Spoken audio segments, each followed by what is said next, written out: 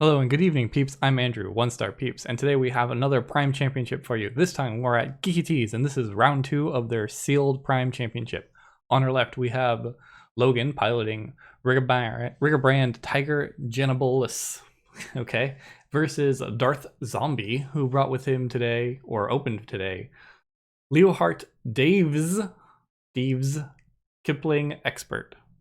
Davees-Kipling Expert, okay.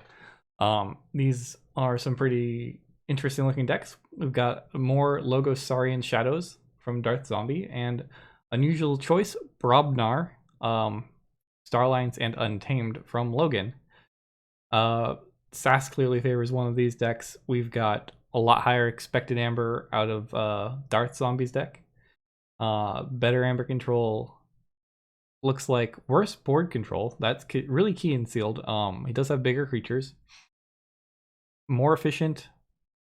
Let's see what else. What other cool factors? He's got extra amber pips. He's got less creatures but bigger creatures. That's interesting. Brobnar, I guess the Brobnar lineup in Logan's deck looks action heavy actually. There is a rock hurling giant, which is important, and there is a other stuff. Volcano overrun. Let's see. What else you got? So there is at least a pseudo board wipe. Double Kirby. I'm always happy to see more than one Kirby, or any Kirbys. Double Flaxia, Unnatural Selection, and Nature's Call. These are actually two really important cards in the meta. It's going to be very good against the Saurians, so I highly expect those cards to pay off, especially with Kirby into Nature's Call is huge. On the other hand, DarthZombie does have an Axiom of Grisk, so that should play off for a little. Double Daughters, Mimic Gel. He has the tools to burn through his deck really quickly. Looks like both players are deciding to mulligan here. Mimic Gel Self-Bolstering Automaton means infinite creatures if he needs them. Not necessarily infinite, but really difficult to remove creatures without bounce, but thankfully the Nature's Call is going to make short work of that. Let's see, Double Imperial Scutum with I see lots of Imperiums, but also lots of Exalting. There's mostly just the Quester and the Litigus Raptor, and I guess there's there's three important creatures, right? The Raptor gets lots of use. The Jardas you're gonna exalt often and as much as you can. And here we go. We're gonna get the game started. We can see Logan's hand, a Volcano, Can. It's a pretty rough start. He is going second, it looks like. All right, so Darth starts off with a strong opening of Igor. Good card selection, setting up for turn 2, puts a creature on the board, stares at the Axiom, decides to hold on to it. That seems like a good choice, especially against Brobnar. It could be important here. Alright, here's Overrun, gains a pip, Warrior's Refrain to stun the Igor. And then final, he's going to discard this Volcano, because you certainly don't want to gain 2 chains just to destroy an Igor. Alright, Melina, Molfin, lots of Hazardous coming his way, and Imprinted Murmuk, so I feel like he should be able to develop the board with some good creatures coming up. What does... Ooh, and those are some very fancy keys these players got. We've got Prime Championship 2nd place or 1st place keys, plus versus Volt Tour keys. Anyways, we've got Imperium, Pharaoh Centurion, Captured 1, and a Redder Golem, and the Raptor all come down here. So some warding happens thanks to Imperium. Darth sitting at a board with 3 Saurian creatures, 2 of which are warded, and 1 Amber. What can Logan do about this? I see a rock hurling giant. He could start throwing some rocks. Although I don't see extra Brobnar cards for that. He just decides, you know what, I'll play 3 creatures of Untamed on my own, and that's gonna have to be good enough. It's kind of like he gained an Amber by playing the Imprinted Murmuk there. He reduced his key cost down by 1. Although it is elusive, so if Darth wants to, he's got a lot of reasonable fight effects here. Especially his warded creatures don't lose their ward when they fight into the elusive. So if he really wants to, he could keep both. He can use one of the Centurion or the Raptor here, exalt it, and not lose the ward. This could be pretty powerful. Let's see, exalting the Raptor could let him remove the stun from Igor, or just use the Redder Golem twice. He could... Alright, so he decides to Reap twice with the Centurion and the Redder. Probably opting not to exalt with Redder. Okay, so Raptor fights into Imprinted. Elusive happens. No damage is taken. He exalts. Decides to Reap again. Okay. Reasonable choice. Axiom. Oh, okay, there we go. Basically the Exalting allows him to, so Axiom destroys each creature without amber on it. He chooses to ward his Redder, and then because the Raptor and the Centurion also have wards and captured amber on them, they hold on to their wards. So there we go, a nice little 3-for-1, although it did cost Darth 2 chains here. Alright, so switch back over to Logan. Logan staring down a really strong Saurian board. These 3 creatures, they all do good stuff. Mostly, oh, there we go, Red Alert. Good way to pop all the wards. It does kill the Redder Golem. So it deals 1 damage for each creature. Your opponent has more than you. So it dealt 3 damage to each of those creatures, and Redder, oh, the other 2 lost their wards, and the Redder there just dies because it's 3 power. Follows up with a Kincan, and Melina, Armsmaster Melina, and Kirby. Lets him play Nature's Call here. Return both of Darth's creatures to his hand plus Kirby. So he gets that amber back. The 1 exalted amber. So he essentially made 1 amber, an extra amber there. 1 from Nature's Call, 1 from the exalted amber, and got his captured amber back. Oh, weird. He, not necessarily weird. He might not have had other options, but he could have returned the Kirby to his hand and got to play a second non-Star Alliance non-creature this turn. Looks like from his hand he didn't have one with him, so while he, alright, so also another big bonus to what just happened is Darth now has to pick a house. Has to pick a house that's not on the board, so Logan gets to steal one here. Darth does get out some actual real big threats. I always love to see it Haptis, although the Melina is making that really difficult. Daughter is awesome, increase your hand size by 1, and Sanitation Engineer Reap to discard a card. Helps you move through your deck, especially in Keyforge where you don't always have the best cards in your hand, and getting an opportunity to get rid of really situational cards that you don't want is always an advantage. The Hapsis, when it fights and destroys a creature, it gets warded and then you draw a card. It's one of the creatures I'm most happy to always attack with, but this Melina is making things very difficult. Hapsis cannot fight anything here and survive due to that. Due to the Melina's hazardous 3 on everything. Alright, so what does Logan decide to do? He's got 3 Star Alliance creatures, Kirby with a great Reap effect. Looks like at least 3 Star Alliance cards in hand, so he's definitely going Star Alliance. He's just trying to figure out the best way to do it, maybe. Also, there's that Flaxia. He could just burst up to 7 by itself. I don't know what else is going on in his hand, but yeah, that seems like the best choice. Is Star Alliance here. Cards plus board. He's not going to probably fight anything here. He might be tempted to fight the Daughter off the board. He doesn't need that much more amber to go to check. Plays Disruption Field on Melina. So whenever this creature is used, you put a disruption counter on it, and then your opponent's keys cost +1 for every disruption counter on it. Plays Medic Ingram, chooses to ward Melina. Just going to protect his amber control. Reap with Kincan, Reap with Kirby. Reap with Melina and get a disruption counter. Oh, look at that. He is at 4, 8, 9 amber. He's using these enrage counters as disruption counters. Passes back to Darth. 9 amber in check, 2 Kirbys and a medic on the field, along with an Ingram that's increasing his key cost. And also, if Darth dares to pick a house that's not Logos, then he's gonna give Logan another amber, thanks to Kincan. He's staring at his shadows. Hit and run doesn't do a whole lot for him. 2 damage. He can remove the Kincan. At least that's out of his way, but that's really the least of your worries when you're staring down all these important playfight Reap creatures. All right, what has he got here? Let's see. I did like to trust no one. All right, hit and run. 2 damage to. All right, just getting creatures off the board, improving his delta. It's now -1 to Logan. He has to return a creature to his hand, actually, so I take that back. He is now, it didn't really help the delta, but once he goes back into Logos, he has to, once he goes back into Logos, he can essentially build it back up.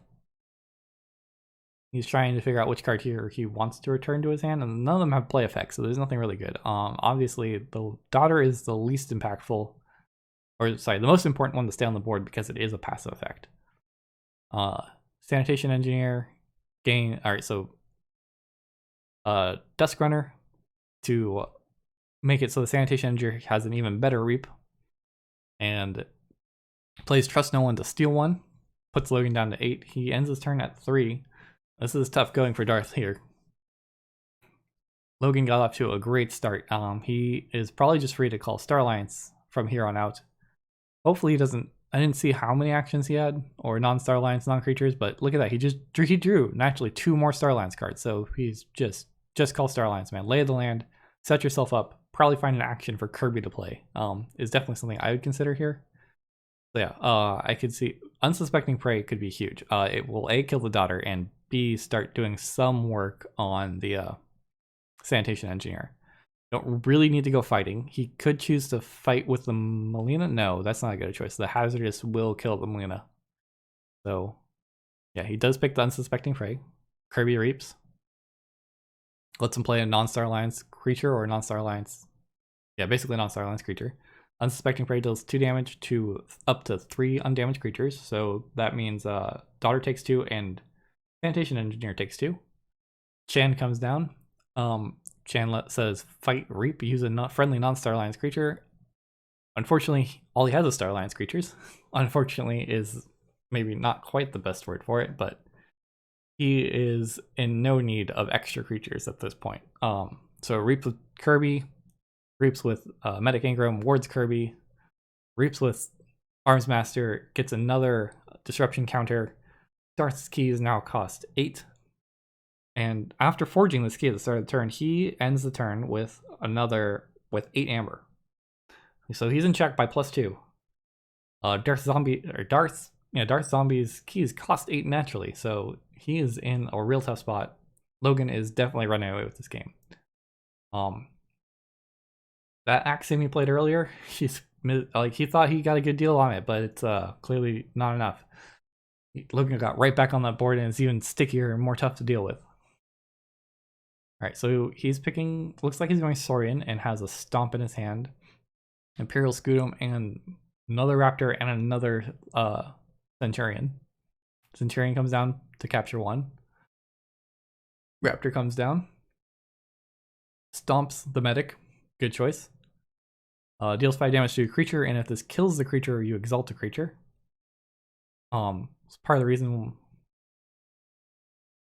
Well, the reason why you always say ward Medic first is that way the Medic is more likely to survive and start giving out more wards there, but if you didn't do that, one of the Kirby's probably was not going to live. Alright, Empyrean comes out and wards 2 creatures, both of the dinosaurs once again, and a Imperial Scutum on, of course, the creature with all the amber on it. So once the Centurion is destroyed, all the amber on that creature goes back to the common supply. So at this point, if Logan doesn't have another bounce effect, which I don't remember him having one, that amber on the Centurion is good as gone. So here comes his next turn. He starts the turn at 1 amber and 2 keys. The Darth's 6 amber. He's not in check because the Melina is increasing the key cost by 2. I think there's no reason not to go Star Alliance once again. Kirby Reaps, plays the fittest, it makes everything bigger. Chan Reaps, unfortunately doesn't get any bonus, but who cares? Kirby Reaps, plays another non-Star Alliance non-creature. Melina Reaps and gets another disruption counter. Let's see. So Kirby number 1 plays the fittest. All of Logan's creatures get +1 power here. He's not really interested in fighting, so that's definitely why he's playing it here at the end. He wants his creatures to survive, so he keeps getting all this value. He is now going to check with 6. Looks like he doesn't have another another card to play off the Kirby activations. Alright, so what does Darth here do? He can just go Logos, discard a card. Both Logos and Saurian allow him to gain to pull Logan off a check. He can capture 1 more with the Centurion, and he can Reap with the Sanitation Engineer to steal 1. He needs to find a way to deal with this Melina. That's the big issue that he's working with right now. The war, is that a Hunter Hunted in his hand? That could be big. Hugger Mugger, nice. Captures 1, and if your opponent has more keys than you, steal 1. So pulls Logan down 2 cards, or 2 amber. Hunt or Hunted. Removes the ward from Melina. Lets you remove a ward or ward a creature. Looks like he warded a creature. I could be wrong. Well, maybe it's both. Looks like it's both. Or maybe it's move a ward to a creature. Discards a bad penny. Alright, so his Hugger Mugger is warded. Basically everything's warded except for the creature. I really like the idea of warding the Sanitation Engineer just because it provides you a lot of value when it reaps, and it's really close to dying. It does have the Hazardous, so it makes it really difficult for warded creatures to go in and attack it. As it stands, only the Chan can... Yeah, actually, any creature can fight. But anything that tries to fight the Sanitation Engineer will just die. Alright, so we go back to Logan. Star Alliance, Reap. Melina, Reap, get a disruption counter. Chan Reap. Kirby Reap. Plays Warrior's Refrain. Stun each creature with power 3 or less. Unfortunately, the fittest bumped all the Kirbys up. So that basically just stuns the Hugger Mugger here. The stuns safely ignore the wards. Gained a little bit of value. Darth reminding him, oh, don't forget your 4th disruption counter, because, you know, you definitely need more of those. He passes back the turn with, looks like, 9 Amber. Alright, so Darth needs something big here. Too much to protect is the first thing that comes to mind. What else could do it? Needs, like, almost... Oh, Tribute would be huge.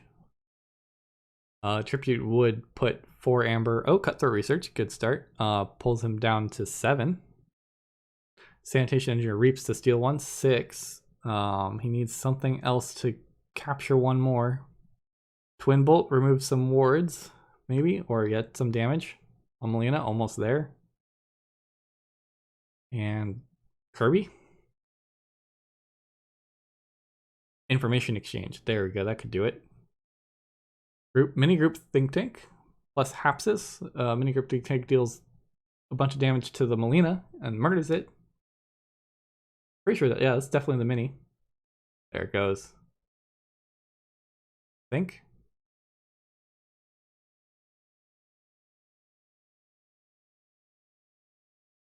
And I think that's the game. Darth did a good job. He caught back up as best he could. What's that? 10, 14 Amber. Basically, almost 4 Amber shy of all the Amber he needed to win the game with. But yeah, congratulations, Logan, on winning round 2 of the Geeky Tees Prime Championship. Can't wait to see you in the future. Good job, Darth. You put up a good fight. I forget how well you did, but I hope to see you later in the tournament. And I think we'll see you at Worlds. If not, thank you everyone for watching. Please be sure to click those like and subscribe buttons so you know when the next round goes up. With that, have a good night.